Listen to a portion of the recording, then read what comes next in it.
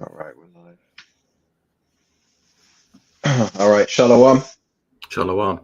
We're the Hebrew Israelites back again with another lesson through the spirit power of Yahweh Bashim Yahushai. Before we begin this lesson, we're going to give all honor, praise, and glory unto Yahweh, Yahweh, Bahashem, Bahasham, Yahushai, Yahushai, Bahashem, Bahasham, Bracha, Bracha, Kodash. Kodash. All right, double honors to the elders and the apostles, the great millstone who rule well.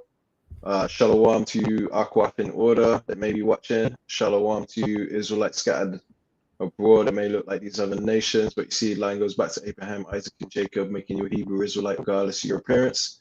And Shalom to you, brothers on highways and hedges, teaching the elect in all sincerity and in truth. Shalom.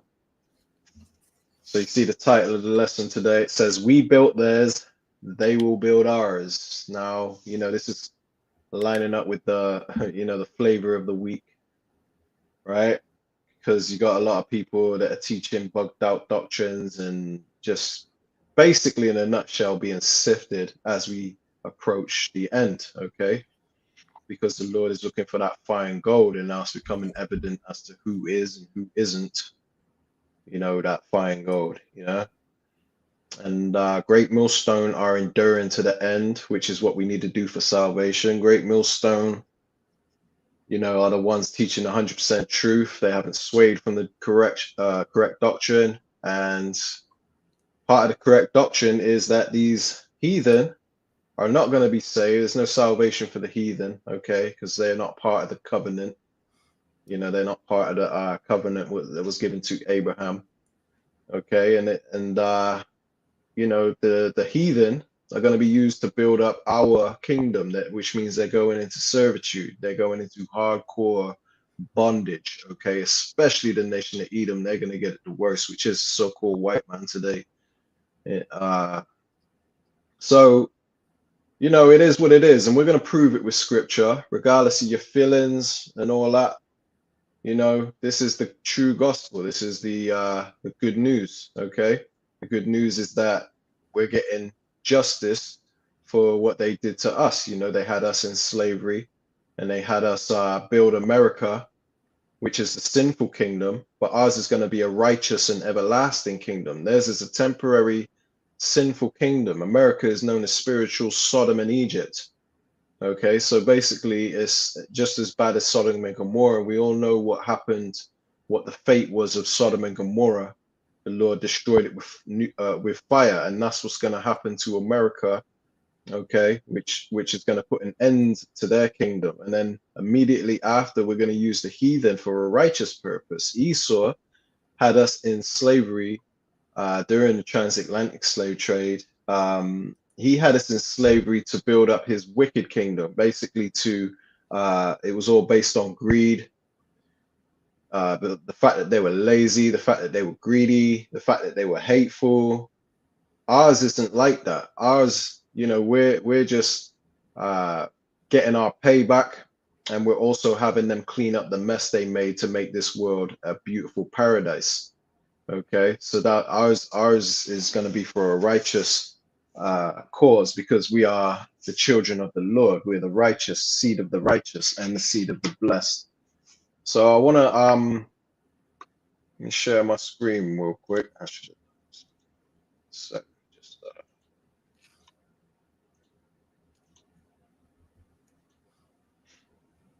right. So what I want to do is I want to start with a video, and then we're going to read some scriptures. Okay.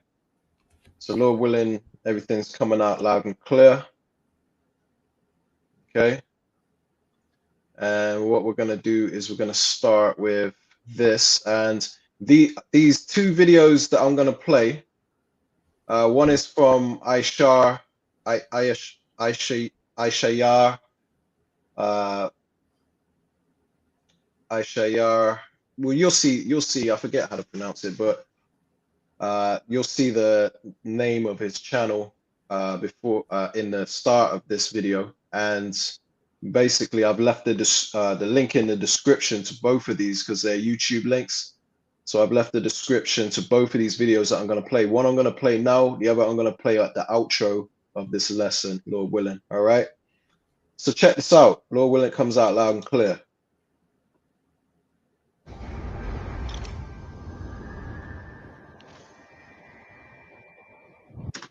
So that's the name of the brother's channel right there. Aishayar Yahawashai for the election 3. Okay. Let's turn that up to 100%.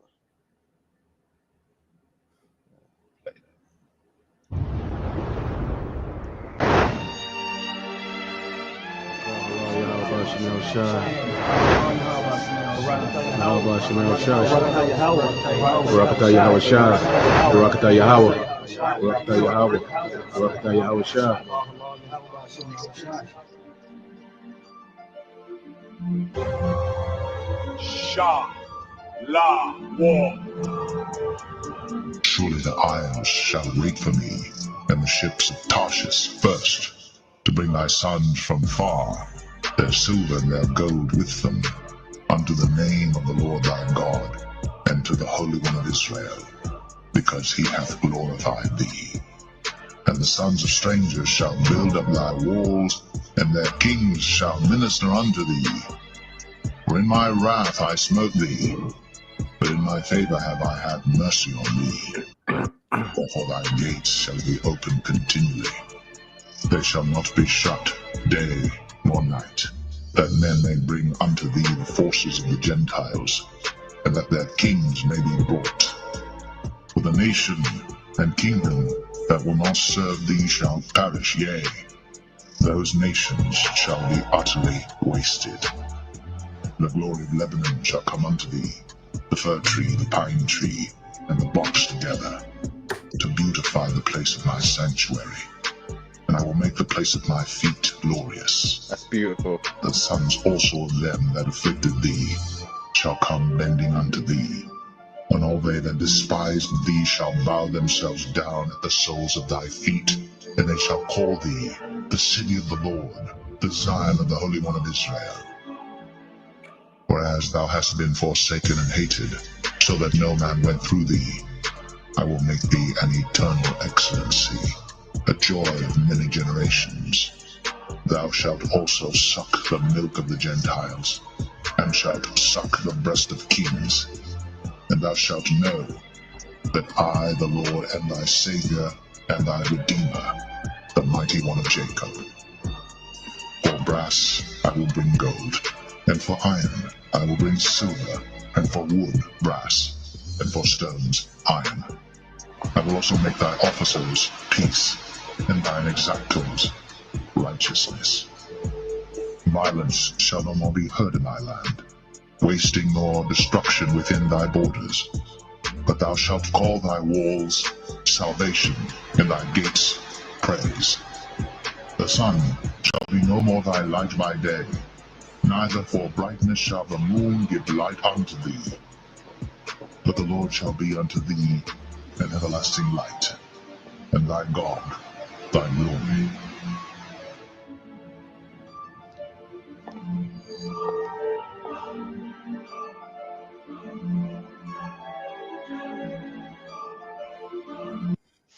Hey, call Allah Yahweh Shim Yahushai. Khan. That was beautiful. Shalom, Atazawam, hopeful elect. Hey, shalom. Shalom, bro. Shalom, Yahweh Shim Yahushai Barak. Hey, that's beautiful, that video, you know. Just seeing it and knowing that, you know, the Lord said that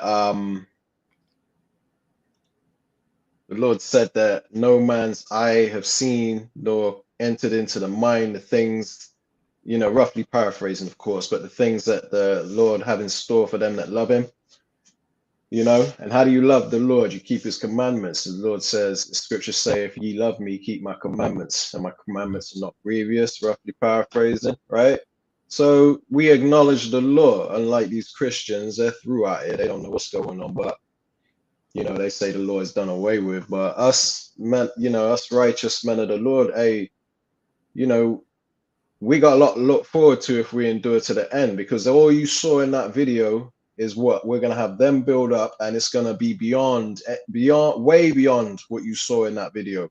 That's the beauty of it, man. It's like this labor that we're doing is not for nothing. It is not in vain, you know, because we're going to get these heathen, you know, and we're going to have them clean up the mess they made. Because when you see what they're getting ready to do to the earth, right, through the nuclear weapons that they've created, you're going to understand. It's finally going to kick in.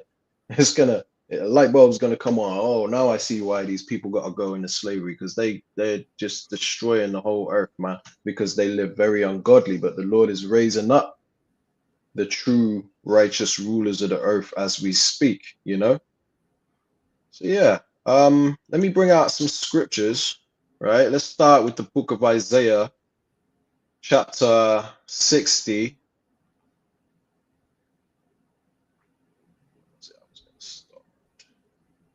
Here we go. We're going to start here at verse 10. It says, "And the sons of strangers shall build up thy walls, and their kings shall minister unto thee. For in my wrath I smote thee, but in my favor have I had mercy on thee." See? So the Lord is basically going to have mercy on his people, Jacob, right? The Israelites, you so-called blacks, Latinos, and Native Americans predominantly. And I say predominantly because you do have some that scattered abroad that look like these other nations, you know, because we've been mixing our seed among the heathen women. And therefore, you know, you do have Israelites that look like other nations. Therefore, it's not a color thing.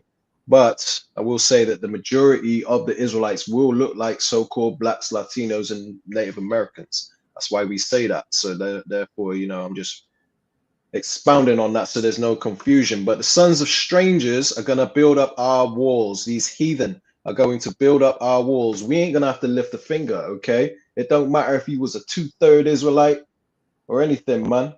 Okay, you're not going to be slaves in the kingdom. The only ones that are going to be slaves are the heathen nations, because every heathen nation had us in slavery at some point in history, man. So they have to receive double for that. It says, "For in my wrath I smote thee." This is why we're through out here. We're in the ghettos. We're at the lowest of society, with a butt of everyone's joke. Blackface, the people doing blackface shows in Poland. I caught wind of that recently, man. They got this whole reality TV show or whatever dedicated to doing blackface, man. They make a mockery of us, man. Okay. That's like what they do in the Netherlands. They have that Black Pete or whatever they call it. Oh yeah. The holiday with all them people do all the blackface and that. That's during Christmas time, isn't it? Yeah. Yeah. It's all good, man, because we're gonna have the last laugh. Okay, we're the laugh of the world right now, because the Lord, in his wrath, he smote us. Okay, that's what's happened. He put us under subjection of these heathen, but the Lord getting ready to reverse roles, man. Okay, because the first is gonna be last, and the last is gonna be first.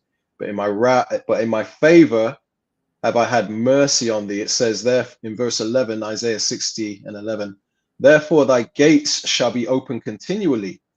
They shall not be shut day nor night, that men may bring unto thee the forces of the Gentiles, and that their kings may be brought." And when it says day or night, that proves that the sun and the moon are still going to be there, because you got certain scriptures in the Bible that state that the sun will no more give its light, because the Lord's glory will light up the world, or something like that. I'm roughly paraphrasing, but this is how people perceive it, is that the sun and the moon ain't going to be there. No, the kingdom of heaven is going to be here on earth. The earth is going to be replenished and made new. But we're going to use the heathen to do that. And you're still going to have the sun and the moon, because it says that the gates, it says, they shall not be shut day nor night, that men may bring unto thee the forces of the Gentiles, and that their kings may be brought. So, you know, they're going to have to continually pay tithes and offerings, basically, and give their goodies. You know, heathen may invent little gadgets here and there or whatever. I don't know. I don't know. I can't imagine how the kingdom gonna be. All I know is that they're gonna be bringing us their riches. Okay. Best fabrics, best spices, all of that. All of that, man. You know.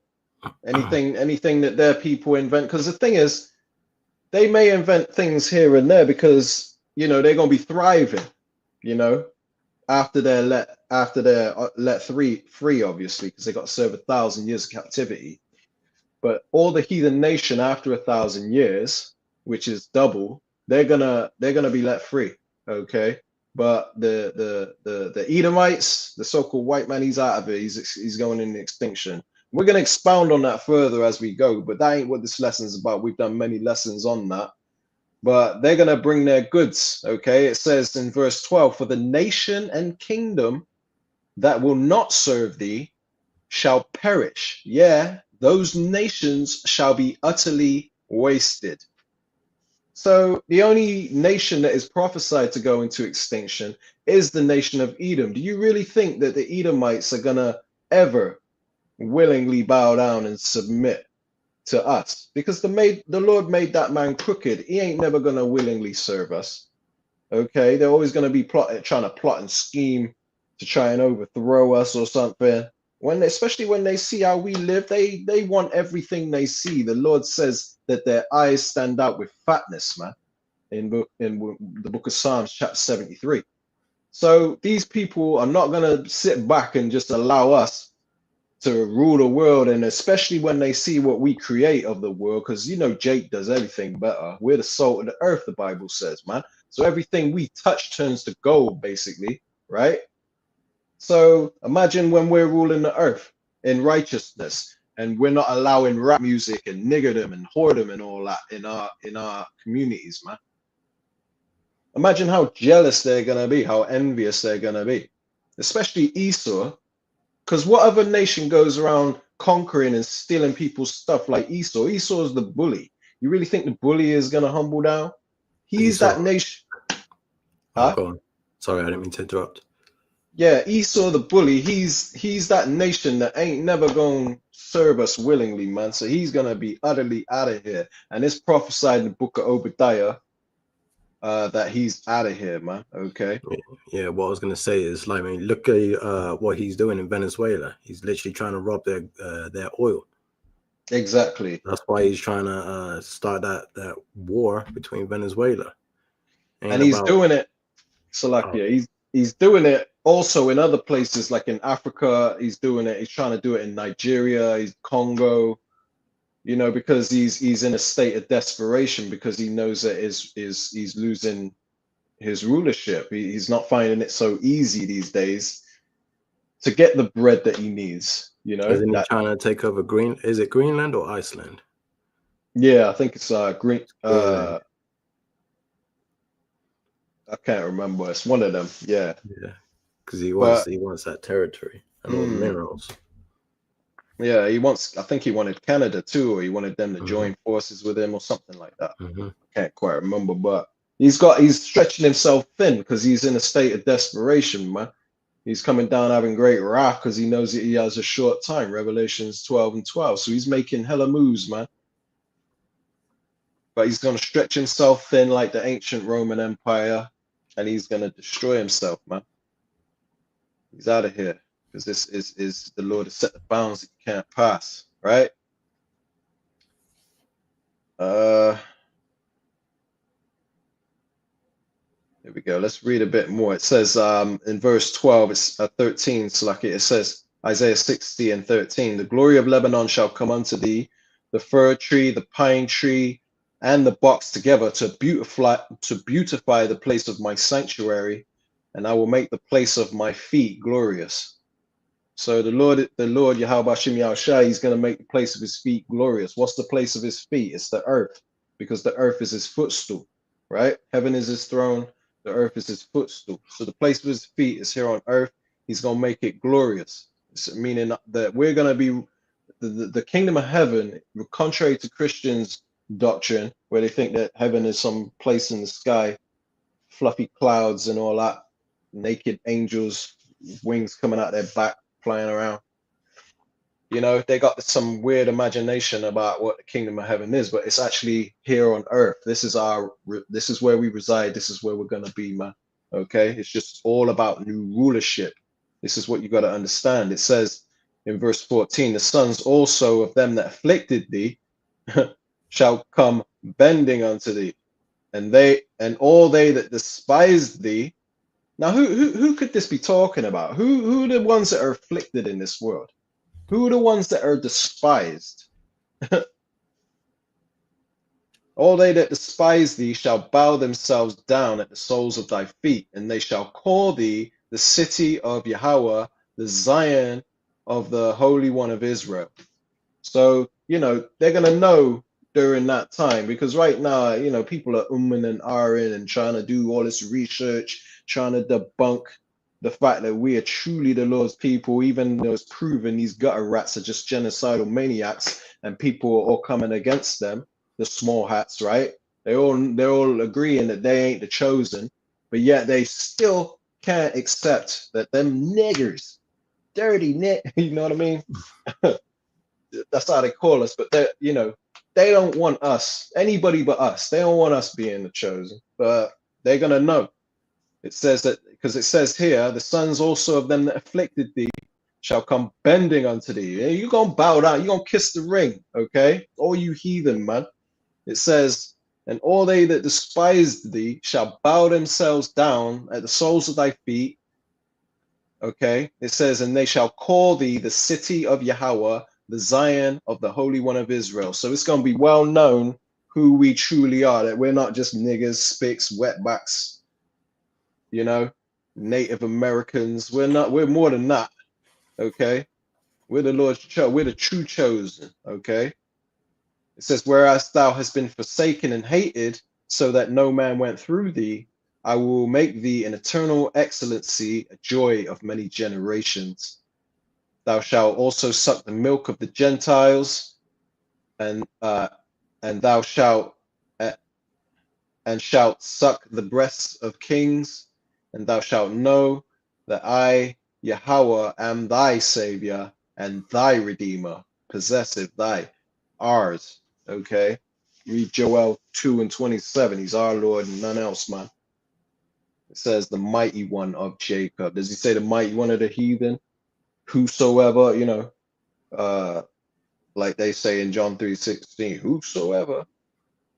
So it's quite clear, it's quite plain, it's quite straightforward, man, that the Lord is ours and he's going to exalt, his people in the end, okay? Especially starting with the elect. Verse 17, this is Isaiah 60:17, and this is going into the kingdom now. It says, for brass I will bring gold. So as abundant as brass is in this world, you're getting ready to see the world upgraded on a level unimaginable. Okay, you're going to see gold, because you got to understand, we're going to have streets paved with gold, man. If you want to build your house and have, it ain't going to be gold plated like the Oval Office, stuff that's bought from Sam's Club or whatever, Target, and painted with gold. That's Trump, man. Nero. Okay, Nero loves his gold, right? But we're gonna have real gold, man. Finest gold, man. The gold that we're gonna pave our streets with. You gotta understand, it's gonna be purified way beyond what they can do now. We're gonna have higher technology, and we're gonna purify the gold that it's gonna be like transparent. It's gonna be like it's transparent, man. See-through, basically, right? Because you gotta think, like, if you've paved the streets in gold and the sun is going over you, man, it'll be blinding the hell out of us. There's gonna be a way we're gonna purify it, and it's not gonna be so blinding in your face. You know what I mean? You're walking and squinting all day because, but yeah, we'll have power that we ain't gonna squint like we do now anyway, man. Because if we'll be able to go up to the sun and all that. So you got to think, man, our bodies ain't gonna be the same. So who knows? But this is just me speaking as a man, you know what I mean? Because it don't say that in the scriptures. It just does mention that it's going to be transparent gold as far as the streets are concerned. But let me read this from the top again. Isaiah 60:17. It says, for brass I will bring gold, and for iron I will bring silver, and for wood brass, and for stones iron. In other words, in a nutshell, everything going to be upgraded. We're going to be able to build our palaces with precious stones and stuff. It's going to be way more in abundance than what we got here, right? It says, and I will also make thy officers peace and thine exactors righteousness. It says, violence shall no more be heard in thy land, wasting nor destruction within thy borders, proving that them gutter rats in our land right now are not the real JEWs. They're not the real chosen. They're imposters, fakers, 1948ers, war humpers, small hats, tiny hats, freaks and weirdos, right? Tunnel crawlers, whatever you want to call them, man. Goblins. It says, violence shall no more be heard in thy land. And right now is nothing but violence in around that in that land, Palestine and in Israel. It says, wasting nor destruction within thy borders. It says, but thou shalt call thy walls salvation and thy gates praise. And this is the part I was speaking about earlier in verse 19. It says, the sun shall no more shall be no more thy light by day, neither for brightness shall the moon give her light unto thee, but Yahweh shall be unto thee an everlasting light, and thy power thy glory. So, you know, obviously I ain't talking about there being no more sun and moon. It's just going into wisdom, moon meaning a wisdom. I ain't gonna touch on that because I'm not too. I need to actually sharpen up on that actual precept, but it goes deeper than what it says on face value. It says, "Thy son."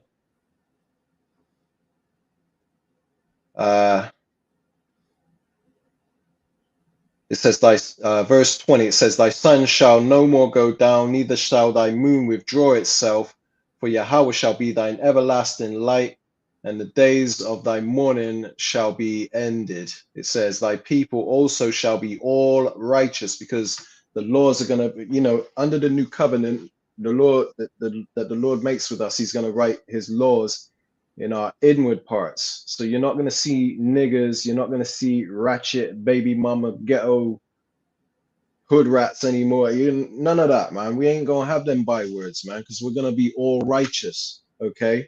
We're going to be keeping the laws. We ain't going to be teaching each other to keep the law. It's just going to be automatically wired within our new bodies, man. We will never go off, because when we go off is when we get taken down. But we're going to be immortal, okay? Because we're going to be righteous. Righteousness is immortal, okay? It says, "Thy people also shall be all righteous," which means we're going to be immortal. It says, "And they shall inherit the land for the land forever, the branch of my planting, the work of my hands, that I may be glorified." So, you know, the Lord is going to be glorified in how we are as a people, because right now, you know, we bring shame upon the Lord. Like, I bet the Lord's embarrassed to say we're his chosen, man, because of the way we behave right now, how through and destroyed we are. But we're going to be so righteous that we're going to be glorifying the Lord in our righteousness, man, with what we do in the earth, how we govern the earth, how we respect each other, how we're living and taking care of the earth. The Lord gonna be glorified in us, man. Okay, it says, "And a little one shall become 1,000, and a small one a strong nation. I, Yahweh, will hasten it in his time." So we're going to be multiplying, man. We're going to have plenty of children, and we're going to have many wives to bear those children, okay? It's not going to be one child per 9 months. And then you have to wait till she wants to live a bit, you know, before you get her pregnant again. None of that, man, okay? And pregnancy is going to be pleasurable. It ain't gonna be like it is here. Let's go to the book of Daniel, chapter 7 and 27. It says, read some of the comments. The brother Title One has been firing up the comment board. Oh, okay. Yeah, kind of slack you. Let me slack you for that. I'm getting carried away. So I got quite a few precepts to go through. But we'll read some, if not all of these. This is Lamentations, Tazawam, Hopeful Elect 144. This is Lamentations 2 and 15. All that pass by clap their hands at thee. They hiss and wag their head at the daughter of Jerusalem.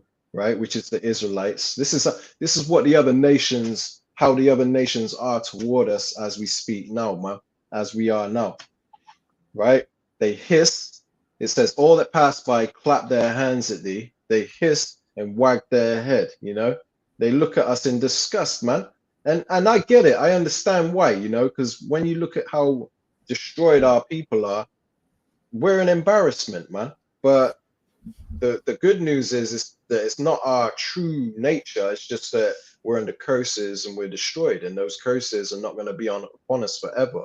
You're not always going to see the disgusting side of us that you see now in the world. But so all they pass by, clap their hands at thee, they hiss and wag their head at the daughter of Jerusalem, saying, is this the city that men call the perfection of beauty, the joy of the whole earth?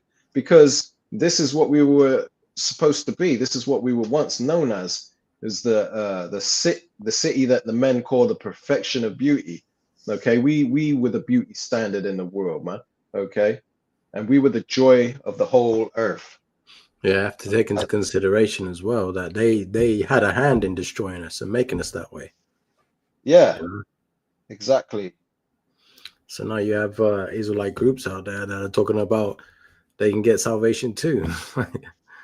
Yeah, that's ridiculous. You know, that's because their pockets are running dry and they got to come up with something to get more revenue, man, because they've turned this truth into a business and their destruction is coming, man. Okay, because you can't play with the Lord's word like that. It's some serious stuff we're involved in, man. And these people never knew they never understood the severity of what we were involved in from the beginning, man. Deacon Akal, Sakari, and all them, man. They don't know what's going on. They treat this thing like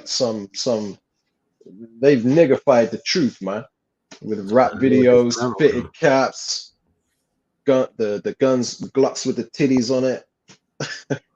You remember Deacon? Somebody got the titties on it. They don't know what's going on. They ain't, you know. And that's why the Lord dismantled them, man. Yeah, he's just and the more is to come, man, because the Lord is just they're through. There ain't no bouncing back for them. You know what I mean? Unless the Lord does a miracle for them, which I highly doubt that's gonna happen. They've got a role to play, man, and they're playing it nicely.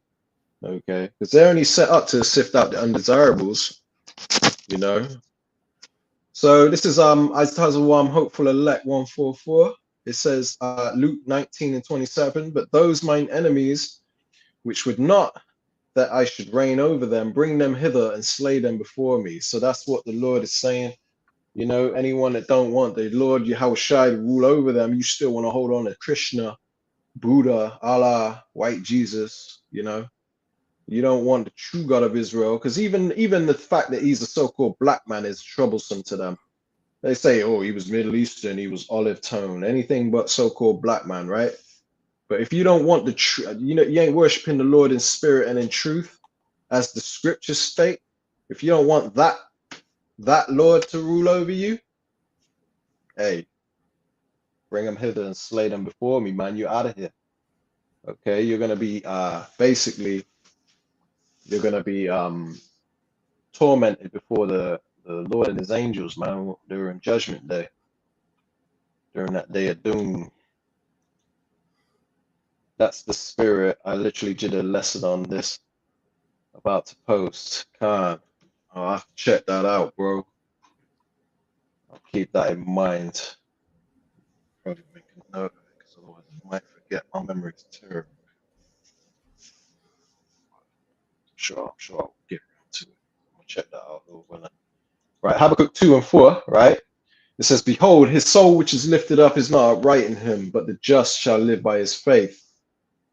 Esau ain't an upright person, man. Okay. And this is who is talking about, so-called white man. He's not up by nature, he's not upright. He wasn't created to be upright. You know? The Lord's people, that's Jeshurun, you know, which means upright one. They ain't Jeshurun. Habakkuk 2 and 5, it says, yeah, also because he transgresseth by wine, his philosophies and ideologies, it says he is a proud man, neither keepeth at home. He's in everyone else's land, stealing what don't belong to him. It says, who enlargeth his desire as hell, meaning the grave can never be full, just like his desire. He's never satisfied, basically. It says, and is as death, meaning everywhere this man goes, he spreads death. There's only one people this is talking about, the Edomite. It says, and cannot be satisfied, but gathereth unto him all nations and heapeth unto him all people. So he thinks the Mhm. whole world and everything in it belongs to him. He don't want you living sovereign, being sovereign and stuff. He thinks that, you know, you people that he says from a third world, he thinks you're inferior and that you need to be ruled over like animals at all time, you know, and he's never satisfied, man. So, you know, there's great judgment for these people because they don't know how to live in harmony with other races and nations of people, man. So what I want to do is I want to start in the book of Daniel, chapter 7 and 27. It says, "And the kingdom and dominion and the greatness of the kingdom under the whole heaven," meaning here on earth, "shall be given to the people of the saints of the Most High," right? And who are the saints? The saints are the Israelites, okay? We've done lessons on this. You know, I would go into that right now and prove it to you. Easy done. Many scriptures to prove that. But you know, this lesson it might be quite lengthy, and I've got quite a few precepts to unpack. So if anybody needs more proof on that, come in my comment board, and I'll direct you to where you need to go to get the understanding. But the saints are the Israelites, okay? That's not the heathen. That's why that's another thing that proves that the kingdom is for the Israelites only, okay? It says, whose kingdom is an everlasting kingdom, and all dominions shall serve and obey him. You can't get around it, man. Okay, so all these kingdoms and nations are going to serve and obey the Israelites, okay?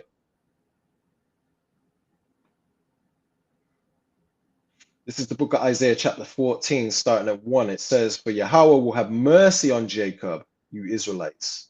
Jacob's name was changed to Israel. So it's talking about the Israelites. The Lord's going to have mercy on us because, you know, he turned his back on us, right? Because of what we did in the past. You know, we sinned against him, broke that covenant that he made with us, that blood covenant in the wilderness. We broke it. And that's why we're in the ghettos and slums. That's why we're in poverty. That's why we're continually oppressed and we get no rest. Okay. But the Lord said he's going to have mercy on us. And we yet choose Israel. We're always going to be his chosen. It says, and set them in their own land, which is the land of Israel. And it ain't talking about that little slither of land that they call Israel. No, it's the whole region, man. That's Israel. Okay. I mean, we're gonna beautify that place, man. It says, and the stranger shall be joined with them, which this strangers here is talking about the Israelites that are in a Gentile state of mind, right? It says, and they shall cleave to the house of Jacob. It says, and the people shall take them and bring them to their place. And the house of Israel shall possess them in the land of Yahweh for servants and handmaids. So when you possess something, it means you own it. It belongs to you. It's your property. So we're going to possess people. Okay. That's why it says they shall possess them in the land of Yahweh for servants and handmaids, meaning slave man and slave woman. And they shall take them captives. Okay, because this ain't talking about when it says servants and handmaids. Don't think these heathen are going to get paid. They're going to get paid in food. Okay, that's just enough to keep them alive and do their job. That's their payment, man. They get to breathe. But they're going to be used as batteries to operate, you know, operate our system, kind of like the Matrix. You know what I mean? Where people we use as batteries to for the land of the, you know, the sentients or whatever. They're going to be used as batteries to basically work our fields and stuff, man. They're going to be used as energy to build our kingdom, okay? And that's all they're going to be looked at as. We ain't going to look at them as nothing special, okay? But I'm pretty sure, you know, this ain't scriptural. Me speaking as a man, I'm pretty sure, you know, you're going to have some servants that you show favor to because obviously, you know, they're more obedient. Maybe they're good workers or whatever, so you might give them better jobs because ain't every job going to be the same in the kingdom, man. But don't think they're going to get paid. It's not like it is today, okay? They get off work, clock out, collect their paycheck. Nah, man, it ain't gonna be like that. It says, for servants and handmaids, this is Isaiah 14:2, and they shall take them captives whose captives they were. So we were in captivity under every nation of people in the world, man. So they're getting ready. All these heathen are going into captivity because we're going to take them captives whose captives we were. Okay. It says, and they shall rule over their oppressors. So the ones that are being oppressed in this world is us, man. A lot of people say, you ain't oppressed. You had a black president. Give me a break, man. You people, that's another reason we're going to give you extra lashes with the whip. Because you people just piss us off, man. Got a whole lot of mouth. You don't realize the latter end of it is you're going to have to pay for that. Okay? You heathen, man. You know? And if you've seen what we've seen, us men of the Lord, if you people out there that don't understand all this, if you've seen half the stuff we've seen, then you'd understand. These people are wicked, man. And they've treated us horribly in this world, man. So there's this, you know, balance is coming. Right, we're gonna leave that there because that's the point. You know, the point is, I just wanted to get straight to the point on that. That let's just read this bit. When the Edomites are taken down out of power, it says the whole earth is at rest and is quiet, and they break forth into singing. So when this devil's gone, you know, these heathen are going into slavery, but the world is going to be better. It's going to be a better world, man. Okay.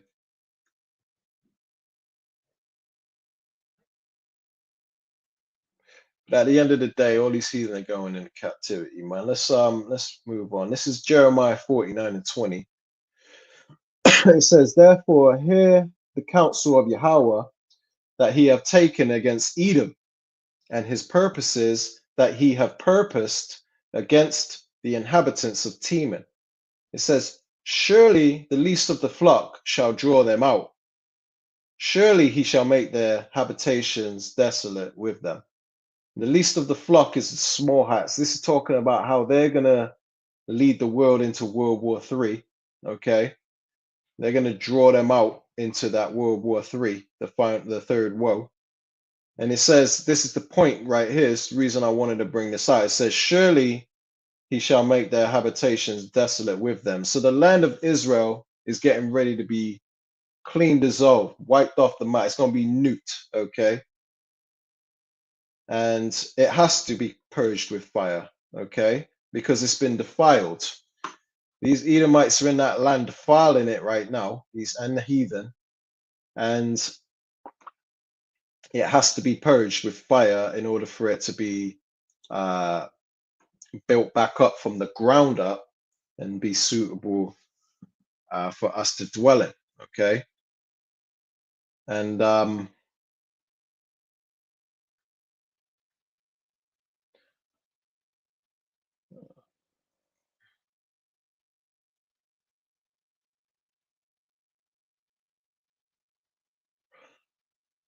where was I start?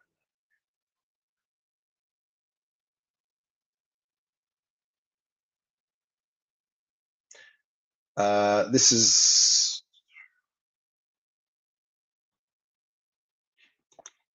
let's start here. Jeremiah 30:10. It says, therefore, fear thou not, O my servant Jacob, saith Yahweh, neither be dismayed, O Israel. For lo, I will save thee from afar, and thy seed from the land of their captivity. So the scriptures say in the book of Baruch that we are yet this day in our captivity, basically wherever we're scattered to. If you're living in England, France, Germany, Russia, China, don't matter where the Israelites are living, because they're scattered among the whole earth, the Lord is going to save us, okay, wherever we've been scattered to. But it's talking about the seed of Israel, okay? The Gentiles, the natural Gentiles, they have no part of that, man. This is a nation thing. This is a blood, a seed line thing, okay? through the lineage of the father. The father carries the seed in his nutsack. So that seed is an Israelite. You don't matter what nation you put that seed in or how it comes out looking, it's going to be an Israelite. So the Israelites, no matter what they appear to look like, you can look like a Caucasian and still get salvation, but only if you're an Israelite. It's plain as day, man. It says, and Jacob shall return and shall be in rest and be quiet, and none shall make him afraid. Okay, so we're gonna finally have that justice and that peace that we've been looking for. You know, our people marching in the streets, no justice, no peace, right? We're gonna get that justice and peace, but it's gonna come for those that are patient. You know, we have to wait on the Lord to rise up to the prey, man. It says, "For I am with thee." This is Jeremiah 13:11. "For I am with thee, saith Yahweh, to save thee, though I make a full end of all nations, whither I have scattered thee, yet will I not make a full end of thee." Okay, because you know we've been destroyed, but these other nations are getting ready to be destroyed, just like the Lord destroyed us. Okay, it says, "But I will correct thee in measure, and I will not leave thee altogether unpunished. For thus saith Yahweh, thy bruise is incurable and thy wound is grievous." You know, we're through out here. Ain't no fixing us. You ain't gonna have somebody like Barack Obama come into office, right? Who was a Hamite, by the way, but our people that are none the wiser, right? And ain't no man like him gonna come into office and fix all the the generational trauma that we've endured. Jeremiah 30:13, "There is none to plead thy cause," meaning no one's fighting on our behalf. It says that thou mayest be bound up, that thou hast no healing medicines. It says, "All thy lovers have forgotten thee.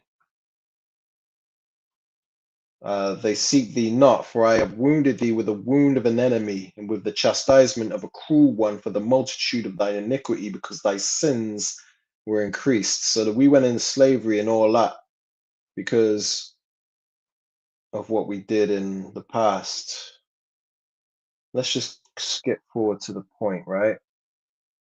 Jeremiah 30:16, it says, "Therefore all they that devour thee shall be devoured, and all thine adversaries, every one of them," keep in mind, "shall go into captivity," slavery, hardcore bondage, man. It says,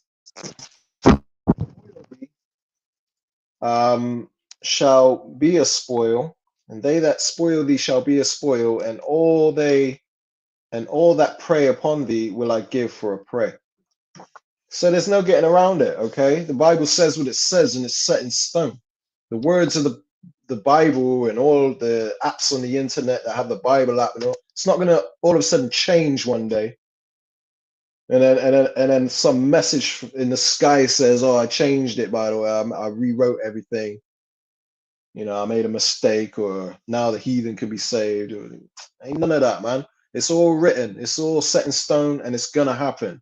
The Lord ain't gonna go back on his word. So all that our adversaries are going into captivity, man. Okay, and they're gonna build up our kingdom because we built theirs, you know, which turned out to be a wicked kingdom that they ruled the earth from, America. But they got the short end of the straw because they're gonna build up our world, and it's gonna be an everlasting world, righteous kingdom, and it's gonna be beyond anything you can imagine, man. It's just Jeremiah 30:17, "For I will restore health unto thee, and I will heal thee of thy wounds, saith Yahweh, because they called thee an outcast, saying, This is Zion, whom no man seeketh after." So this is what the heathen, you know, like the brother posted on the comment board earlier. He posted that scripture says that they clap at thee, they hiss, they wag their head at the daughter of Jerusalem, right? No one likes us, okay? And it's totally understandable because we're under heavy curses, and this is all of the Lord's doing. But we just got to be patient because them days are almost over, man. The days of us being a laughing stock of the world. But this is a precept backing up the fact that these heathen can't stand our guts, man. they call us an outcast. Okay, who wants to? Everybody wants to be a nigga, but don't want nobody want to be a nigga. Okay, in other words, right? With that famous quote from what's his name? Do you remember? It's from Dave Chappelle. Yeah, his name is Paul Mooney. Paul Mooney, that's it. Everybody want to be a nigga, don't know about, but don't nobody want to be a nigga. Yeah, man, because they like what we bring to the earth, but they don't like the people that bring the stuff to the earth, man. Okay, don't nobody want to be us. They think we have no rights. You know, we get beaten all the time by the police. We get shot and killed. Nobody likes us. That's what they know this about us. So nobody wants to be us, but yeah, at the same time, they do want to be us. All in a tanning beds, putting on fake tan, injecting their lips to get them nice and plump like a black woman, so-called black woman, going to the gym and focusing solely on the squats so they can get an ass like a black girl, so-called black girl or a Latina, you know? You say about the tanning bed as well. Yeah, they be darken their skin. yeah, man. But they call us an outcast, you know? The outcast of the world, like, you know, nobody wants to be like, nobody wants to be them. Nobody likes them, right? Saying this is Zion, the Israelites, who no man seeketh after. Don't nobody want to help them. Who's really fighting on our behalf? You got a few heathens on TikTok calling out the atrocities of their own people and making their tongue fall upon themselves, but ain't no real action being done to, you know, help our condition, man. And they're happy with that. So let's read this. Jeremiah 30 and 18. Thus saith Yahweh, behold, I will bring again the captivity of Jacob's tents and have mercy on his dwelling places. So to bring again the captivity means to redeem us from captivity, man. Okay. It says, and the city shall be builded upon her own heap, and the palace shall remain after the manner thereof. Okay. So when Israel's destroyed, for an example, our kingdom's gonna be built on the ashes of upon the ashes of that place, man.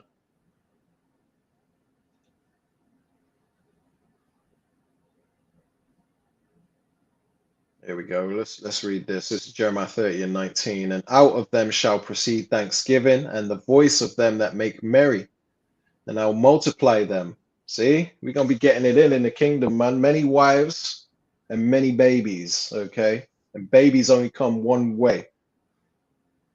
For those that think we ain't gonna be getting it in the kingdom, you crazy, man. We plenty of that. And it says, and they shall not be few. I will also glorify them, and they shall not be small. See? Hey, man, can't get around it.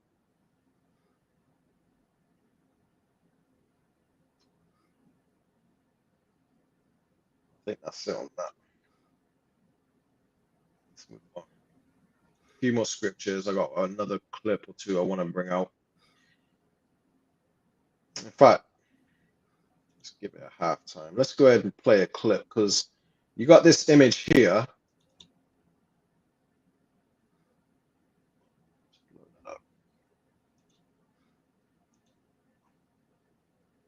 Right?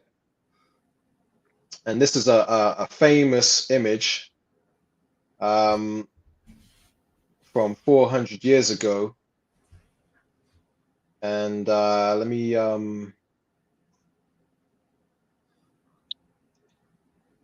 right here is an AI overview of this image. It says the image displays a detailed fresco depicting the Last Judgment. That's what it's called, the Last Judgment.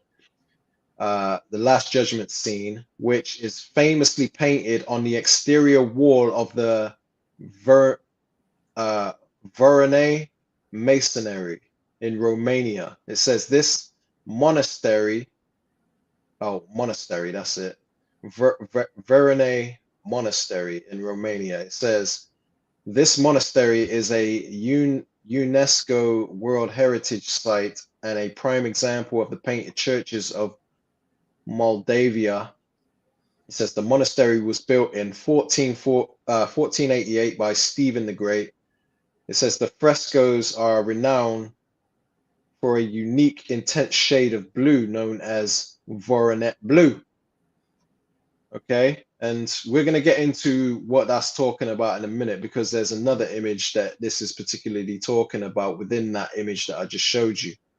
It says the Last Judgment fresco on the western facade is particularly famous, leading the monastery to be nicknamed the Sistine Chapel of the East.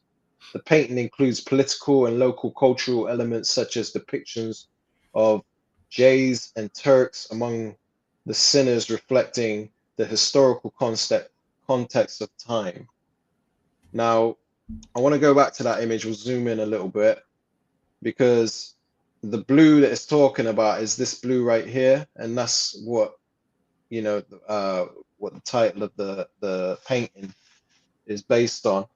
But this image right here, we're going to focus in on that in this video in just a second, because this part right here shows Edomites. It shows so-called black angels or brown-skinned angels putting Edomites into captivity. Okay, you see the Edomites are here chained up, bound up, tortured. Christians will depict that as, you know, probably a hell or something. But yeah, they're right. It is going to be their hell. Okay, because Esau, this is your fate. No sunscreen, out there in the sun in chains, man. But let's check this video out real quick, and then we're gonna speak on it. Next page I'm finna show you. Y'all check this out now. Now the next page I'm finna show you. This is Revelation 13:10 in action. He that led into captivity shall go into captivity. Call hello Yahweh, Bahasham Yahushai. But the vast majority are going to come against the idea of a black kingdom. And we see what their fate is going to be. These are black angels, y'all. Check this out. And we know what race that is. Oh, no, it gets better. Oh, no, watch this. Look at that. The Ancient of Days with the woolly hair like the pure wool. And look at this. The angels sending white folks into captivity. Now, that image there is a zoomed in part of the image that I just showed you, okay? And you see how sad they look? That's Edomites, that's Esau right there, man. And you see they got yokes of iron or some kind of chain around their neck because they're bound up, representing that they're in captivity, and they don't look very happy, okay? And that's what's coming, and they know it, man. The elites know it. I didn't write this book. This book goes back to the 11th, 12th, 13th centuries. And this is the creme de la creme. All praises be to the Most High. Yahweh, Bahasham Yahushai. Everything we've been through, y'all, the Most High is going to retribute it on all the nations that have had a hand in the oppression of his apple, the apple of his eye, his chosen people, his beloved, his fervent lover, his only begotten. They're going to have their part in the lake of fire.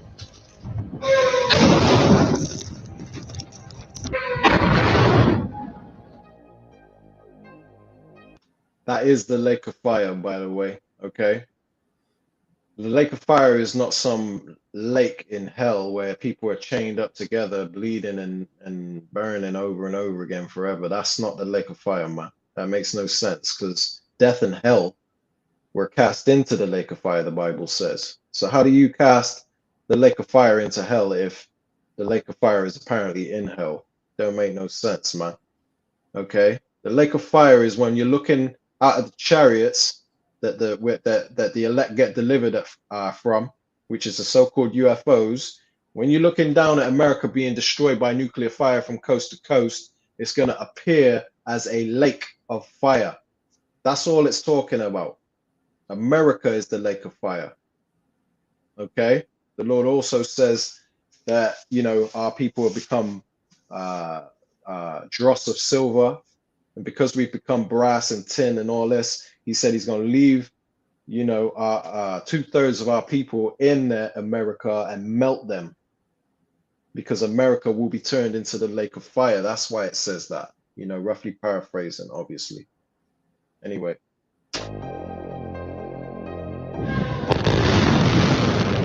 Judgment in chains, he that led into captivity shall go into captivity. All praise to the Most. So, you know, obviously I tweaked that video slightly. That, you know, that version of the video was on TikTok, but I had to, you know, do my editing and fix it up a bit, because he was, I think he was saying Yah or something like that. So I had to make sure that it was, people understand it's not Yah, it's Yahweh and Yahweh Shai, right? And then I had to add a few images in there, cut a few bits out, whatever. And yeah, so let's go to the scripture real quick that he was referring to in the book of Revelations, chapter 13, starting at 9. It says, if any man have an ear, let him hear, meaning everybody has ears, obviously. They ain't talking about everybody. This ain't for everybody to hear and understand. It says, if any man have an ear, meaning if you have the ability to hear this and to really understand this, then let him hear. This is for you to understand, because it's only for the wise of our people to understand these mysteries, man. If any man have an ear, let him hear. It says in verse 10, he that leadeth into captivity shall go into captivity. And who led the Israelites into captivity? All the heathen nations, especially Esau, Edom. They led us into captivity at some point in history. They've all had us in captivity. So they're going to go into captivity. It says, he that killeth with the sword must be killed with the sword. So the ones that possess nukes, the ones that have gone around conquering and pillaging, stealing other people's land by the way of the sword. Esau's blessing was a sword. So because he's used his blessing to take peace from the earth, he's got to be killed by the sword, okay? Which a lot of them are going to be killed by the ultimate sword, which is then ICBM nuclear missiles, okay? There's no reason why them missiles should even exist. But these people, the Lord had them so wicked that they, you know, he put spirit on them to create it, you know? Because these people are wicked as all hell. We ain't gonna have nukes in our kingdom. It says, here is the patience and the faith of the saints. So this is what the saints are patiently waiting for. And I already explained to you that saints are the Israelites. So this is righteousness. This may sound like hate, wicked. This sounds evil. Slavery is evil. No, it isn't. The truth. It's the truth, yeah. You know, because he that led us into captivity is going into captivity. You kill us with the sword, you're going to be killed with the sword. And this is what the saints are patiently waiting for. And this is our faith. Okay, hence the reason why we're doing this lesson, because we have utmost faith that this is going to come to pass. And we're not ashamed to do a lesson like this. So you can call us crazy or whatever, but this is thus saith the Lord. This is what's going to occur. Okay. Yeah, and Salakia, I'm not really speaking that much. I'm not 100%. Like, I've come down with a virus, and yeah, I just feel like absolute garbage. So my brother's doing the bulk of this lesson today. Yeah, no, it's all good. Yeah, we did agree on that. Comment boards are lit up. Let me Yeah. Wow. Where was the last one? I think it was Habakkuk. Yeah, okay, so brother Atazawam, hopeful elect, put Revelations 13 and 9, which, you know, we just brought out, so I ain't gonna read that. 13 and 9 through 10. Right? But let's read this one. And shalom to brother Benjamin hopeful elect. All right, Shalom. How about Shemiah Shai Barakatah? Yeah, they that's true. You know, they going under the nighttime bodies like us because they want to be a nigga, but they don't, you know, everyone want to be a nigga, but don't want to be a nigga. Right, so let's read this. I Tazawam hopeful elect 144, Obadiah 1 and 15. It says, for the day of Yahweh is near upon all the heathen. And what's a heathen? A heathen is anyone that's not an Israelite. Proving that, I mean, this is what the whole Bible reiterates throughout the whole Bible, man, is that there's a difference between the chosen, which is a seed line. It's not anyone that believes and makes you the chosen. You have to be from that lineage, man. You have to be from that seed. So the day of the Lord is near upon all them that ain't an Israelite, okay? They're going into captivity. It says, as thou hast done, it shall be done unto thee. Thy reward shall return upon thine own head. Because they led us into captivity. As they've done, it's going to be done unto them, man. You can't get around it. Beautiful precept. The water for that. Right? Let's jump to Obadiah 1 and 17. It says, but upon Mount Zion shall be deliverance. See? Salvation's for Israelites. It says, and there shall be holiness, and the house of Jacob shall possess their possessions. So, everything they have, it's gonna belong to us, man, because the world was created for the Israelites anyway. So it's just getting restored to us. Plenty of scriptures that say that the world was created for the Israelites.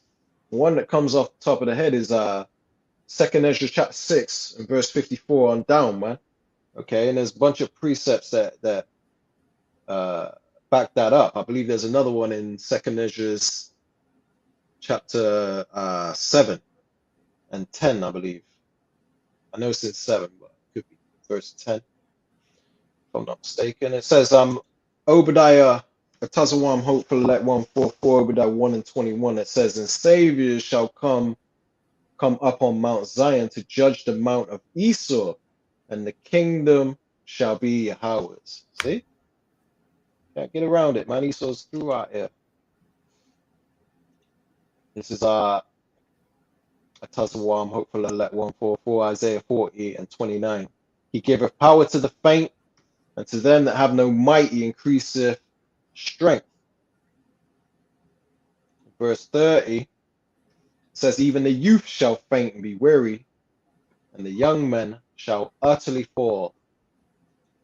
Verse 31, it says, but they that wait upon Yahweh shall renew their strength. They shall mount up with wings as eagles.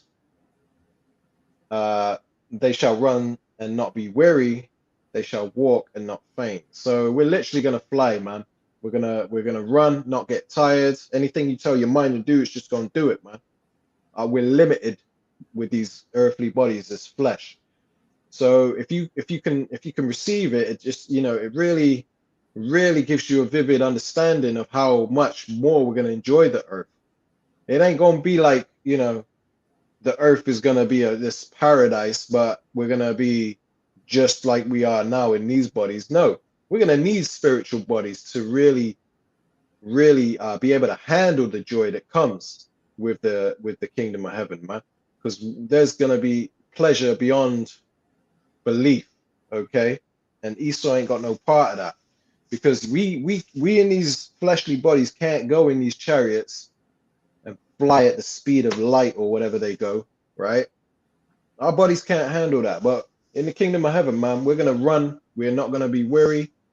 We're gonna mount up with wings as eagles. So we're gonna be able to fly. All of that. Imagine, flying past the waterfalls and the cliffs. Like you see drone footage nowadays. We got drones, and you can get all these different ways of shooting videos and really seeing the landscape better. That's gonna be us. We're gonna be flying around and experiencing the earth and enjoying the earth, man. This, we're gonna children gonna be playing games, like you used to play Ibalobalin and 1 Foot Down, hide and seek, all of that as a kid. But the kids in the kingdom, man, they're gonna be able to fly and play different games in the air and all that, man. You got American football. You ain't gonna need no pads in the kingdom. You can be flying, playing all kinds of air games, and man, these heathen gonna be jealous, man. Good precepts. Doing 50-yard sprints, 50-degree heat. That's right. Benjamin Hopeful elect. Yeah, man. So the kingdom is gonna be off the chizzy, man. You got anything you want to add? No, I think it's pretty clear that the heathen ain't gonna be receiving salvation. Some of the things I've heard recently, it just makes you laugh. Like, where are the minds of these people? Like, where have they gone? Like, the Lord's basically giving their minds over to reprobate minds. They're just coming up with the craziest stuff, like salvation for the heathen, because they need to receive salvation in order to build up the kingdom. No, they're going to be destroyed. The ones that survive are going straight into slavery. The scriptures are very clear, Exactly. And if you ain't got the spirit to receive it, because it's a spiritual thing. Like, like when we say that we're oppressed, you haven't walked in black man's shoes or that, so-called black. How people say, we're oppressed, right? But the heathen, they don't sympathize with us. They don't understand. They don't see. They don't walk in our shoes, so they don't understand it. They say, you're not oppressed. You guys just need to, try harder or whatever. Because they ain't got the bootstraps. Yeah, because they ain't got. It's a spiritual thing, and our spirit resonates with that book, the Bible, because the Bible's all about the oppressed and the oppressors oppressing them. And there's coming a day where they're not going to be oppressed anymore, but they're going to oppress their oppressors. But they can't receive it because in their spirit, they're thinking that we're not oppressed. We're just lazy. We were born with a low IQ, and all that. Esau's pseudoscience works magic on them because their minds are simple. So it ain't for every spirit out there to be able to pick up that book and understand it. But we're bringing it out for those that have the spirit to receive it. If any man have an ear, let him hear, right? We're bringing it out for our people, man, because they're the meek. They're the ones that, are downtrodden, oppressed, lowly. And they're getting ready to, the roles are getting ready to be reversed. Esau and his heathen are going to be at the bottom, man, where they've always belonged, because we're the elite nation of all races on earth, man. 18 nations of people on the earth. We're the elite nation, man. Even in slavery, we invent things, that the world benefits from. During slavery, during time when we're downtrodden, we're inventing things. Imagine how much more when we're thriving, using 100% of our brain in our new bodies, man, what we're getting ready to do to this earth. And you think we're going to lift a finger to do it? We could probably cook our fingers and make flowers grow out of the ground and beautify the place. But we want Esau planting that, okay? We're going to want you to do it the hard way. And we're going to think of all So you think about all the things that Jake has designed and Esau's stolen, how much better they could have been if Esau didn't get his grubby fingers on them. Yeah. And you think about this also, how they try to feed us bugs, these elites. Well, they not trying, they're trying us bugs. Hey, they gonna eat them bugs in the kingdom, man, okay? And if they refuse to eat it, we can just click our fingers and make it appear in their stomachs. You ain't going on no hunger strike. They're talking about, oh, I'll kill okay. You won't let me kill myself, I just won't eat. Okay. Boom. Now that plate of bugs is just magically appeared in your stomach, mate. You ain't got a choice. You know what I mean? I get thoughts like that sometimes, man. My mind goes deep when I meditate these terrors, and I'm thinking about their captivity, man. And they deserve every bit of it. We ain't got no sympathy for them, and we're not gonna have sympathy for them, man. Because we know too much, and think how much more we're gonna know when the Lord gives us them new bodies, man, and we can read your mind and all that. You're here slagging us off in your mind. We hear, hey, I can hear that. You know what I mean? We're gonna know how they feel about us. So you're gonna have some Edomites that may not be as bad as others or whatever. We may cut them a little slack. I'm just speaking as a man, who knows? But as a nation, all these nations are going into captivity, just like we went into captivity. You think all of us Israelites were you know, sinning against the Lord when our people were rebelling and broke that covenant? You think all of us were like that? No, but we all had to pay as a nation. We all went into slavery, sub-Saharan, which was a major slavery under the Arabs, the Ishmaelites, and then we had the transatlantic slave trade under the Grecians, the Edomites, and When they the had the Portuguese. Silk Road. Yeah, Hmm. you know. So double is coming, and it's, you know, the payback is coming for these heathen, man. Let's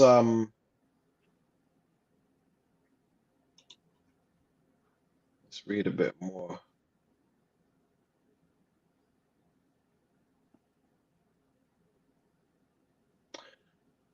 Right. This is Book of Revelation chapter 18 starting at 4. It says, and I heard another voice from heaven saying, come out of her, my people, that ye be not partakers of her sins, and that ye receive not of her plagues. So that's when the chariots are above America. You know, they're gonna loud voice from heaven saying, come out of her, my people. That's talking about, you know, coming when the elect get beamed up so that they don't receive of the plagues, which is the nukes. Okay. It says, for her sins have reached unto heaven, and the Most High have remembered her iniquities. Now, this is talking about America, but you know, you can spiritually equate it to Esau too, because the Lord has remembered the sins of Esau, Edom, and all these heathen too. But this is talking about America. The sins of America is a lot, and it's reached up to the Lord, to heaven, and the Lord has remembered her iniquities. So payback is coming, right? America ain't gonna get away with what they've done and what they're continuing to do to this day, shedding the blood of the children of Israel, separating families, oppressing them, mistreating them. It says, reward her even as she rewarded you, and double unto her, double according to her works, right? Which is righteousness. They got to receive double, man. It says, in the cup which she have filled, fill to her double. So America is getting ready to receive double, and all these heathen nations, for what they've done to the Israelites and what they've done to the earth, they're going to receive double, man. They're going into slavery. No ifs, ands, or buts, right? This is Jeremiah 16, verse 14. It says, therefore, behold, days come, saith Yahweh, that it shall no more be said, Yahweh liveth, that brought up the children of Israel out of the land of Egypt. But Yahweh liveth, that brought up the children of Israel from the land of the north, and from the lands whither he had driven them. So basically, you had the first Exodus. This is going to be the second Exodus, man. The Lord is getting ready to deliver us again from the nations that he scattered us to, just like he saved us before from the land of Egypt. Okay. And it says, and I will bring them again into their land that I gave unto their fathers, okay, which is the land of Israel. It says, behold, I will send for many fishers, saith Yahweh, and they shall fish them. So right now, in these end times, this is the time it's talking about. The Lord has sent for fishers of men, okay? And this is what we're doing by these videos. We're just throwing the gospel out there, which is that fishing line. And, you know, the elect will catch on to it. We ain't got to beg nobody. We ain't got to go like Jehovah's Witnesses and knocking door to door. We ain't got to hand out pamphlets. We ain't got to travel around the world on a jet. None of that, man. We just fish, okay? Out on the highways and hedges, these online epistles. We edify the elect. We don't know who the elect are, but the elect will gravitate towards this. It will resonate with their spirit. And they'll see it for what it is, and it will do something inside of them. It will work. The Lord's word will do what it's meant to do. Okay, we just throw that line out there. We're fishers of men. It says, "Behold, I will send for many fishers," saith Yahweh, which is happening in these end times. and they shall fish them. And after will I send for many hunters, and they shall hunt them from every mountain, from every hill, and out of the holes of the rocks. So all these elites that are going into them bunkers during World War III, when them nukes start flying, the fishers gonna be turned into hunters. That's when we get our spiritual bodies, our heavenly bodies, our celestial bodies. You know, Lord willing, we're a part of that. But the elect are gonna get them bodies, and then they're gonna go hunting. And we're going to round up the heathen, starting with the elites, and they're all going into captivity, right? So we're going to hunt them from the holes of the rocks. In Jeremiah 16 to 17, for mine eyes are upon their ways. They are not hid from my face, neither is their iniquity hid from mine eyes. So the Lord sees everything they're doing, everything they're planning. And he's getting ready to sort them right out, put them in slavery, right? They got to receive double. Verse 18 explains that. It says, is it verse 19?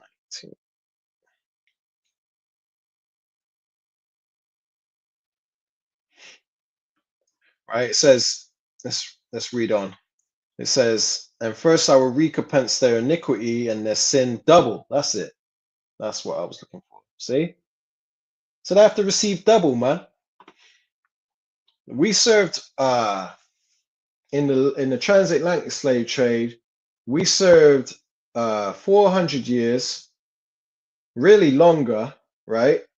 Because we're still in captivity, but they have to receive double now, okay? So they're getting 1,000 years. It says, and first I will recompense their iniquity and their sin double, because they have defiled my land. They have filled mine inheritance with the carcasses of their detestable and abominable things. So there's heathen in that land right now.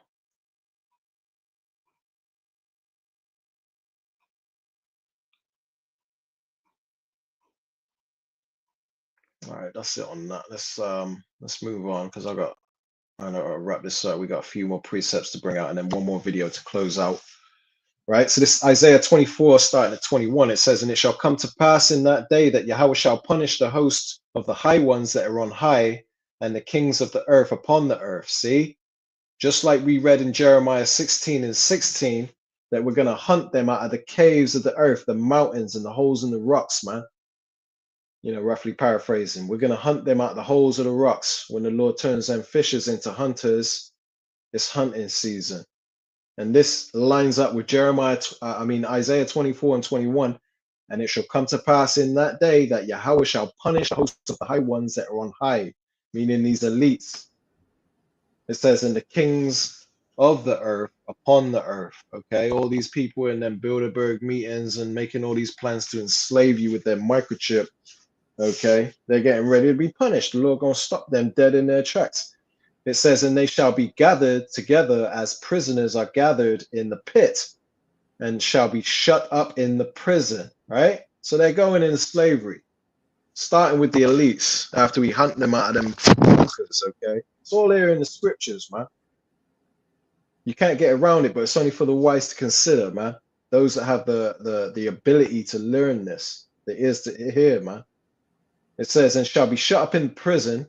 It says, and after many days shall they be visited. So it's bonfire time for the Edomites.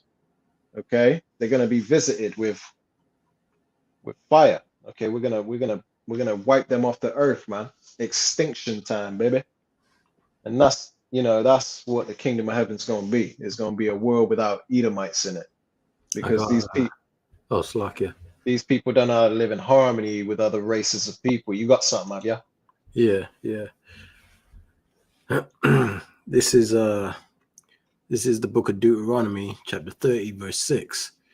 And it reads, and Yahweh thy power will circumcise thine heart and the heart of thy seed, the Israelites, to love Yahweh thy power with all thine heart, with all thy soul, and that thou mayest live. The point is in verse 7. It says, and Yahweh thy power will put all these curses upon thine enemies. So all them that were enemies against the nation of Israel, they're going to get the curses put on them. You can see that they're already dealing with the curses because look at the state of them. Right? They're going down. Right? It says, and Yahweh thy power will put all these curses upon thine enemies and on them that hate thee, which persecuted thee. It says, verse 8 says, and thou shalt return and obey the voice of Yahweh and do all his commandments, which I command thee this day. So everybody's going to be, when we're in the kingdom, all these nations, they're going to be following after the commandments because they ain't going to have no choice. The nation of Israel is going to be written in our inward parts, but these other nations, they're going to struggle, but they're going to learn. Yeah, because the Lord says that we're going to rule them with a rod of iron, man. Meaning we're going to be putting the hammer down on them, man. That's right. We're going to knock that pork sandwich straight out of their damn hand. And they try to sneak it, we're going to know because we're going to have them spiritual powers. Be able to read the mind. That's it. That's it. You know? Change that sandwich into like scorpions. Yeah, good precept. Good precepts.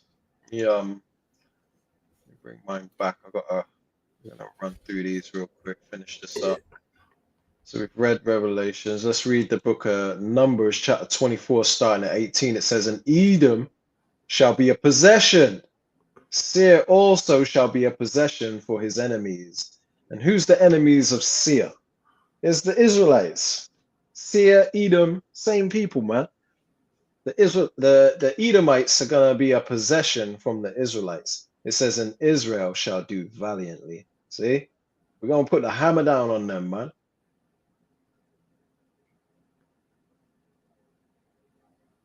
Let's read on a little bit more.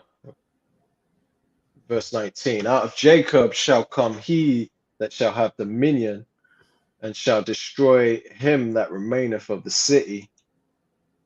It says, and when he looked on Amalek, which is also Edomites, okay, the small hats, those fake JEWs in our land right now, terrorizing the whole earth. When he looked on Amalek, he took up this parable and said, Amalek was the first of many nations, but his latter end shall be that he perish forever. So the Edomites are out here, man. It lines up with Obadiah 1 and 18, that Esau is going into extinction. Okay, can't get around it. Let's read on. Isaiah 49 and 22. Thus saith Yahweh, power, the Lord power, behold, I will lift up mine hand to the Gentiles and set up my standard to the people. And they shall bring thy sons in their arms, and thy daughters shall be carried upon their shoulders. See? So the natural Gentiles are going to be our slaves, man. They're going to carry our children, okay? Point blank, period.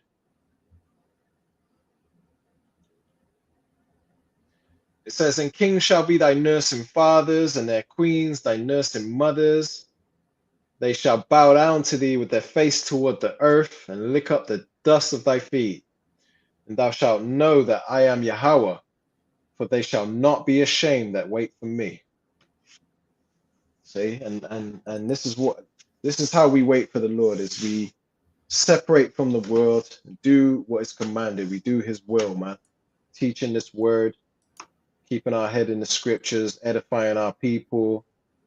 You know, we endure all the slander and the people that they speak ill of us, calling us hate preachers and grapists and whatever they want to say, right? We're waiting on the Lord, man, to avenge us, okay?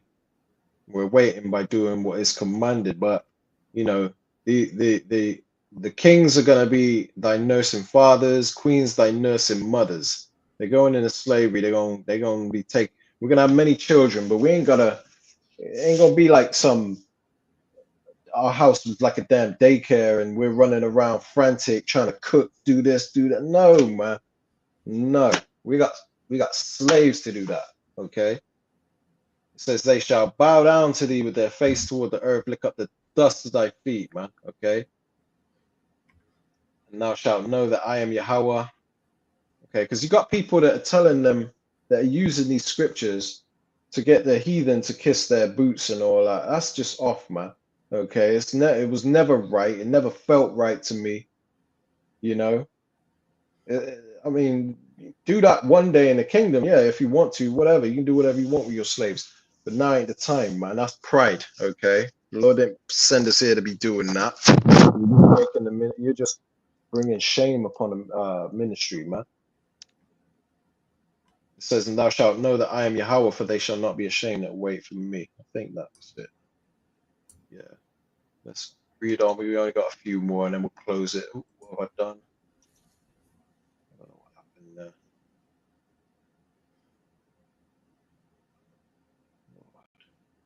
Right, let's start at Amos 9 and 11. It says, in that day, Amos 9 and 11, in that day will I raise up the tabernacle of David that is fallen. That's us. You know, we're coming back into our lot. This is the tabernacle of David, okay? Ain't no third temple. This is the third temple here. You're seeing it being rebuilt in this day, in these times now. So the Lord says he raised up the tabernacle of David that is fallen and will close up the breaches thereof. It says, and I will raise up his ruins and will build it as in the days of old. So this is what's happening now. You're seeing the rise of the Israelites, that third temple, that tabernacle of David, and we're being put in order, set in order before the heathen's eyes.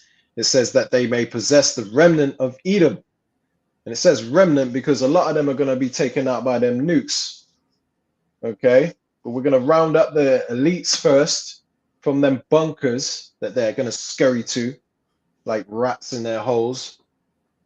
Okay? Going to drag them out by their nipples, man. It says that they may possess the remnant of Edom and of all the heathen which are called by my name, right? So Ammon, Moab, Ishmael. They're not called by Arabs, Chinese, Japanese, white man. No. When it says that which are called by my name, it means the name that the Lord originally set up for them, man. Their original names. That's what they're going back to. Okay, you ain't gonna hear white man, Chinese man, and all that in the kingdom. No. Moab, Ammon, Ishmael, all of that. Going back to that. Saith Yahweh that doeth this. So, you know, the Lord is the one that's going to make this happen. He says that he's going to put them in slavery under us, just like the Lord did to us. You can't get around it. Do you think this is unjust? Do you think it's unrighteous for the Lord to do that? It ain't. It's perfect balance. The Lord is a God of justice and balance, man. A false balance is an abomination to the Lord, the scriptures say. It says, behold, the days come, saith Yahweh, that the plowman shall overtake the reaper. What do you think that means? It means the first is going to be last, the last is going to be first. We're getting ready to rule over them. It says, and the treader of grapes, him that soweth seed, and the mountain shall drop sweet wine, and all the hills shall melt. And I will bring again the captivity of my people, Israel, and they shall build the waste cities. We ain't going to build them. They're going to build them. We're going to use them to build them. Okay. But we're, you know, it's going to be designed after how we want it. Not the Freemasons, how they build their cities. It says, and inhabit them. So we're going to build the waste cities. We're going to inhabit them. And it says, and they shall plant vineyards and drink the wine thereof, meaning that we're going to enjoy the work of our labor, man. Okay, we tell you to do this, we're gonna be able to enjoy that. We want you to build this, we're gonna enjoy that. Okay, and we ain't gonna be paying rent. It says they shall also make gardens and eat the fruit of them.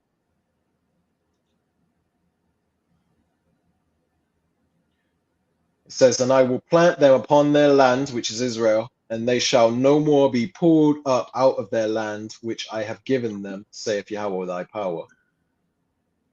So there it is. Psalms 2 and 8, ask of me, and I shall give thee the heathen for thine inheritance, and the uttermost parts of the earth for thy possession. This is righteousness with the Lord, man. This is righteousness. We're going to have the heathen. It says, thou shalt break them with a rod of iron and shalt dash them in pieces like a potter's vessel. See? We ain't going to be kind to you. We're going to rule you with vigor. Let's read Psalms 149:4. For Yahweh taketh pleasure in his people. He will beautify the meek with salvation. That's us. It says, let the saints be joyful in glory. Let them sing aloud upon their beds, the saints of the Israelites. It says, let the high praises of the Most High be in their mouth and a two-edged sword in their hand. Why? To execute vengeance upon the heathen and to punish and punishments upon the people. See? It's all about us getting our lick back to the heathen, man.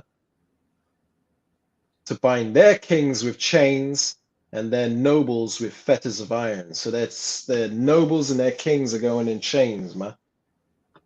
And that's talking about, you know, everyone wants to get their hands on Kill Bates and Donald Trump, Fauci, you know, all of them, man. Noah Yuval Harari, because they're all gonna escape the Jeff Bezos. They're all gonna escape the nukes, but the Lord is setting them up to survive the nuclear holocaust, so that they can be the first fruits of slavery. They're gonna be. It's gonna be a high bid over them. We're gonna be bidding for these people, man. Okay. It says to bind their kings with chains and their nobles with fetters of iron, yokes of iron, to execute upon them the judgment written. This honor have all his saints. Praise ye Yahweh. See, everyone wants to get their hands on Bill Gates and all that, but that's reserved for the saints. That's a part of the reward that the Lord is going to give us. He's going to allow us to have them in our possession, man. Imagine having Bill Gates working on your plantation. Oh man, that would be beautiful. Oh, what's his name? BB, not a real Jew. Yeah. Oh, can you imagine having him? It's gonna be a high price for him, man. Whoever has him is blessed. Telling you, imagine having him on your plantation, man. You think you're gonna be kind to him? Come on, man. These people are going to receive a harsh judgment, man. Is that it on that? That is it on that. Let's move on.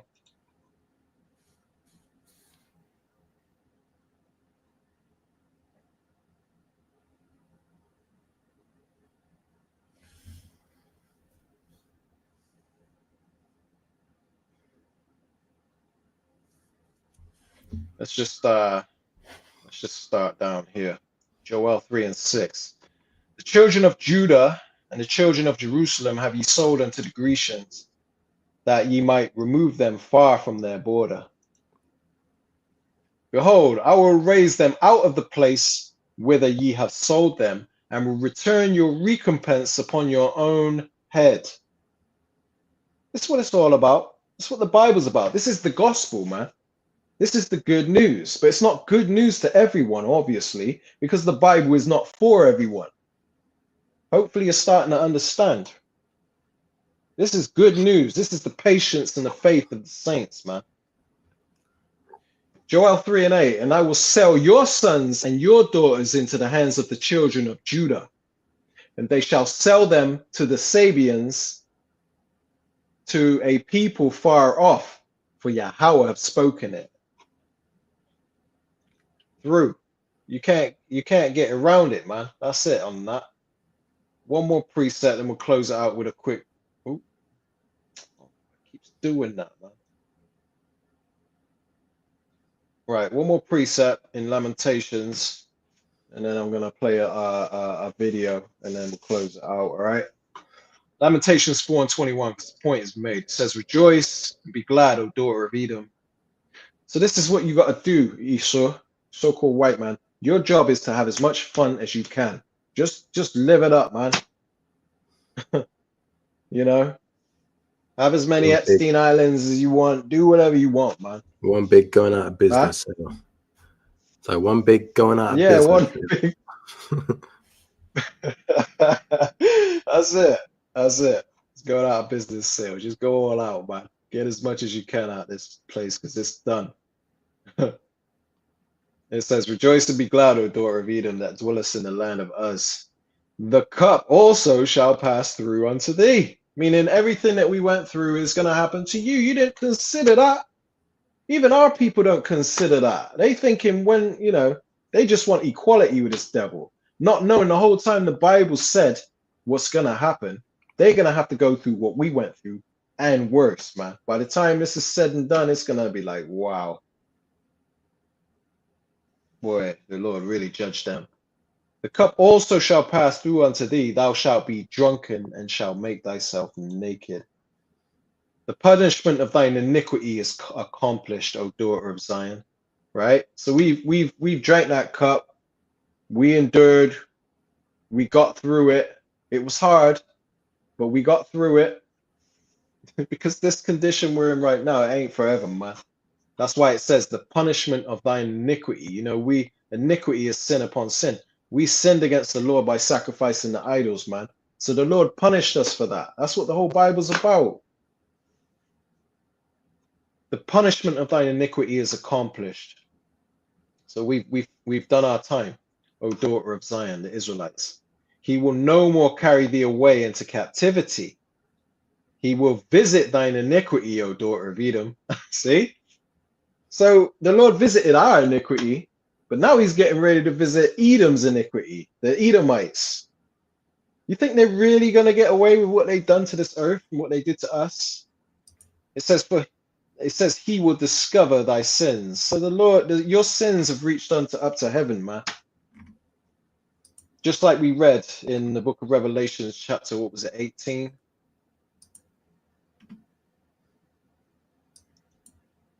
Yeah. Revelations 18:5, for her sins have reached unto heaven, and the Most High have remembered her iniquities, because America is synonymous with Edom, with Esau. He will visit thine iniquity, O daughter of Edom. He will discover thy sins. It says, remember, O actually, yeah. We'll leave that there, man. That's it. Let me just bring out one last precept. Yeah, Khan.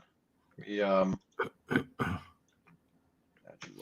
this is the book of Psalms, chapter 147, verse 19. It says, He showeth his word unto Jacob, his statutes and his judgments unto Israel. So, like my brother was just saying, we already had, the Lord already visited our iniquities, and we were punished for it.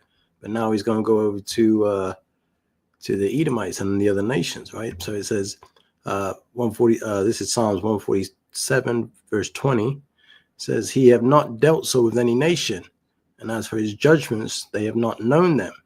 Praise ye Yahweh. They haven't seen the judgment of the Lord yet. That's why, in their minds, they think they're going to rule forever. The Lord's about to visit them, and they're about to receive that judgment. Mm-hmm. That judgment ain't going to be something nice. And they don't understand how the Lord gets down. They don't understand the judgment, because they're steady thinking that God is all love and all that, right? Sadly mistaken, man. They're going to know the judgment of the Lord by the time it's said and done. Okay? That's right. They're going to know how the Lord gets down. When they see that everything we've been prophesying about actually comes true, then it's going to sink in. What's what, how the Lord of the true God of Israel gets down. They're going to know, man. Right. So what I'm going to do is I'm going to share my screen. We're going to play this last video, and then we'll close it out. All right. Check this out. And this is by Manatazak Ben Yamyan 144. This video that I'm about to play. And I've put the link to the video from the intro of this lesson and the video to the outro. I've put the links to both of them videos in the description box for those that want to subscribe to them channels. And you would be wise to do so. The brothers bring out loads of good videos, constantly edifying. Okay. All right, check this out. This never ends. We're worked to the bone. I can't take much more. Gather around. We have our auction to have this buck cracker. This big buck cracker is very healthy, very strong, from Western Europe. I would like to start my bidding at $1,000. I'll give you $1,500 for him. Mr. Jackson, you can't keep coming up here trying to buy my product before everybody else. Really? Yes, Well, let me ask him. very well. Now, am I being unfair to y'all?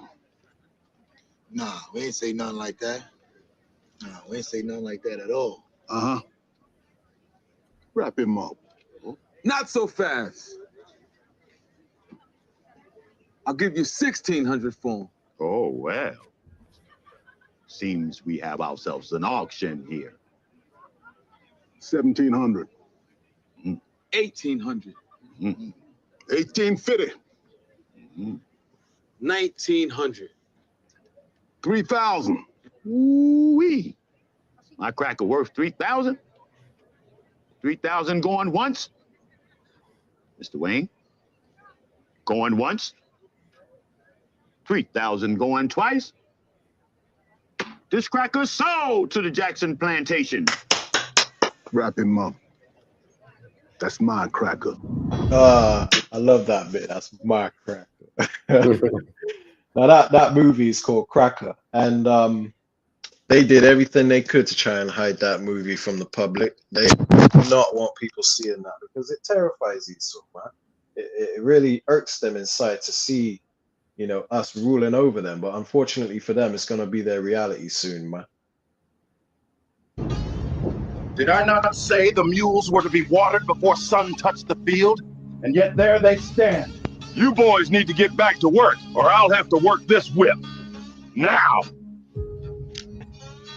I said, what is your name, boy? My name is Toby. You need to pick up the pace, James. I need 200 pounds by sunset. Yes, sir. I'm on it, Master. I paid $128 for James. How does he have sunburn already? This is absurd. I demand a refund, or I'll declare war upon the Johnsons. My love, I need you to write the Johnsons.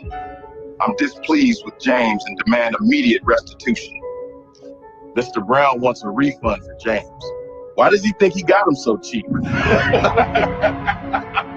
The seed of evildoers shall never be renowned. Prepare slaughter for his children for the iniquity of their fathers, that they do not rise, nor possess the land, nor fill the face of the world with cities. I wish the Israelites would just leave us alone.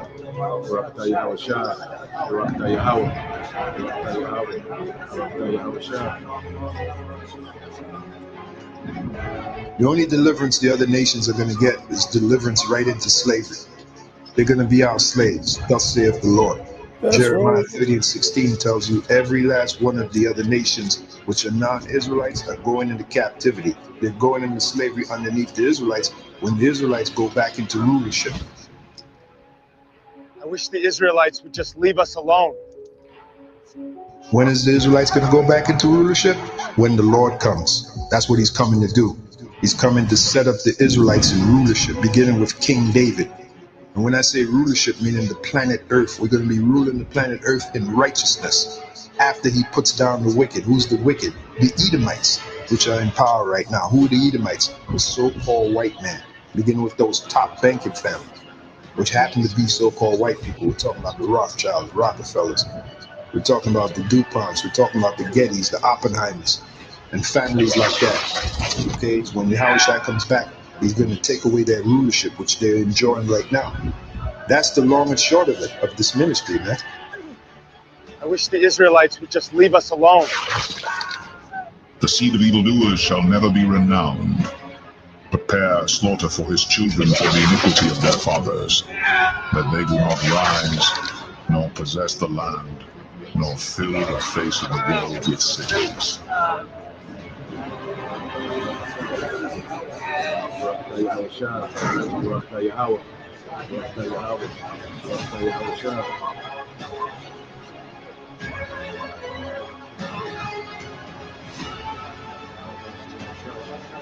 This never ends. We're worked to the bone. Can't take much more.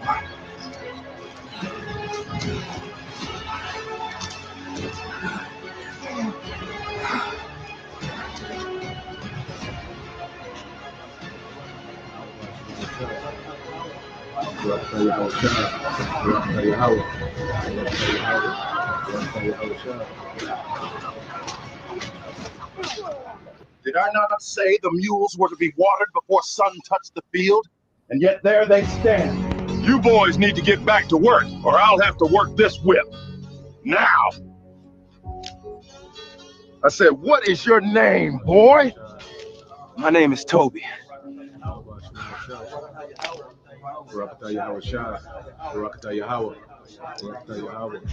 wish the Israelites would just leave us alone.